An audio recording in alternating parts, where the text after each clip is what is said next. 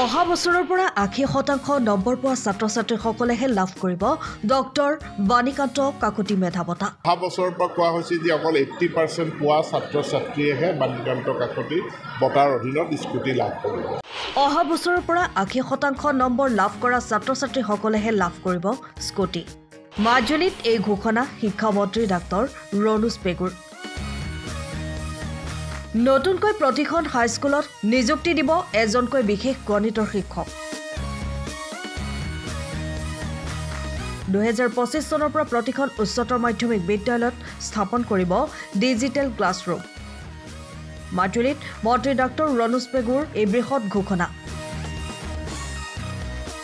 আনন্দৰাম বৰুৱা বঁটা, ডাক্তৰ বাণীকান্ত কাকতি মেধা বঁটা আৰু নৱম শ্ৰেণীৰ শিক্ষাৰ্থীলৈ বিনামূলীয়া বাইচাইকেল প্ৰদান।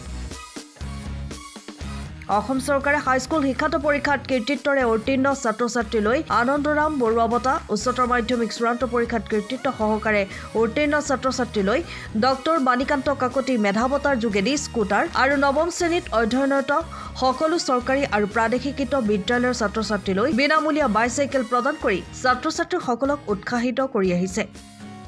বিগত বৰ্ষৰ দৰে এইবাৰো শ্ৰী শ্ৰী উত্তৰ কমলাবাৰী সত্ৰৰ শংকৰদেৱ কৃষ্টি সংঘৰ মুকলি মঞ্চত উক্ত বঁটা প্ৰদান মন্ত্ৰী ডাক্তৰ ৰণোজ পেগু। 11 ডিচেম্বৰৰ পৰা সমগ্ৰ অসমজুৰি বিকাশৰ 12টা দিন এক অভিযান আৰম্ভ হৈছে, য'ত মাননীয় মুখ্যমন্ত্ৰী ডাঙৰীয়াক লৈ আমাৰ আটাইকেইজন মন্ত্ৰীয়ে অসমৰ বিভিন্ন জিলাত এই কাৰ্যসূচীত অংশগ্ৰহণ কৰিছে। ইয়াত মূলতঃ আমাৰ 4টা বিভাগ, শিক্ষা বিভাগ, বিত্ত বিভাগ, ৰাজহ বিভাগ আৰু উদ্যোগ বিভাগ।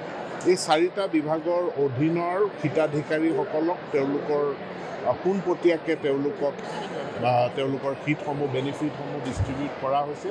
আজি মাজুলী জিলাত আমি শিক্ষা বিভাগৰ অধীনত আনন্দৰাম বৰুৱা বঁটা আমি প্ৰায় 151গৰাকী ছাত্ৰ-ছাত্ৰী, বাণীকান্ত কাকতি বঁটা আৰু মুখ্যমন্ত্ৰীৰ বিশেষ আঁচনিত নৱমমান শ্ৰেণীৰ সকলো ছাত্ৰ-ছাত্ৰীলৈ চাইকেল বিতৰণ কাৰ্যসূচী আমি ৰূপায়ণ কৰোঁ।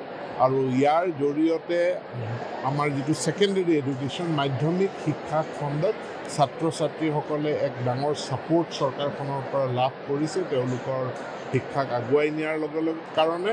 আৰু এই 3খন আঁচনিৰ উপৰিও আন এখন বৃহৎ আঁচনি নিযুত মইনা, সেইখন আঁচনিও সুন্দৰভাৱে ৰূপায়িত হৈ আছে।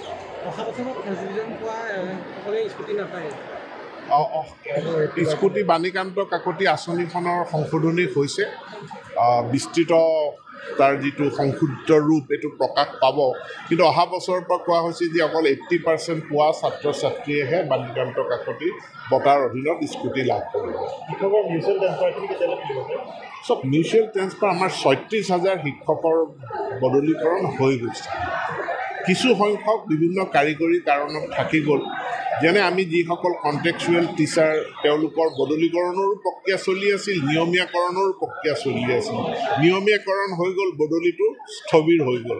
এইটো আমি অলপ সময় লৈ পেলাই তেওঁলোকৰ সমস্যাখিনি আমি চাই দিম আৰু বাকী যি মিউচুৱেল ট্ৰেন্সফাৰৰ কথা আছে সেইখিনিও আমি চাম। আৰু ইতিমধ্যে ট্ৰেন্সফাৰৰ যি আবেদনৰ প্ৰক্ৰিয়া, এই আবেদনৰ প্ৰক্ৰিয়াটো শিক্ষা হেতুলৈ আহিব। মাজুলী গুণোৎসৱত সদায় খুব ভাল ফলাফল কৰে। প্ৰথম 3খন জিলাৰ ভিতৰতে মাজুলী থাকে গুণোৎসৱৰ ফলাফলৰ ক্ষেত্ৰত। কিন্তু মানে ছেকেণ্ডেৰী মাধ্যমিক পৰ্যায়ত মই ভাবোঁ যে 151গৰাকীয়ে মাত্ৰ আনন্দৰাম বৰুৱা বঁটা অৰ্থাৎ 75%ৰ অধিক নম্বৰ লাভ কৰিছে আৰু পূৰ্বৰ তুলনাত এই সংখ্যাটো কম। গতিকে মাজুলীবাসীয়ে এইটো বিশেষ ধ্যান দিয়া উচিত। চব এইটো গোটেই ৰাষ্ট্ৰজুৰি হোৱা আমি মানে নাৰী সবলীকৰণ আৰু স্ত্ৰী শিক্ষা এইটো বিশেষভাৱে গুৰুত্ব দিয়া হয়। গতিকে স্ত্ৰী শিক্ষাৰ কাৰণে কৰা হৈছে। কিন্তু এতিয়া আনন্দৰাম বৰুৱা আমি ল'ৰাকো দিছোঁ, ছোৱালীকো দিছোঁ। ঠিক তেনেকৈ বাণীকান্ত কাকতি ল'ৰাইও পাইছে, ছোৱালীও পাইছে।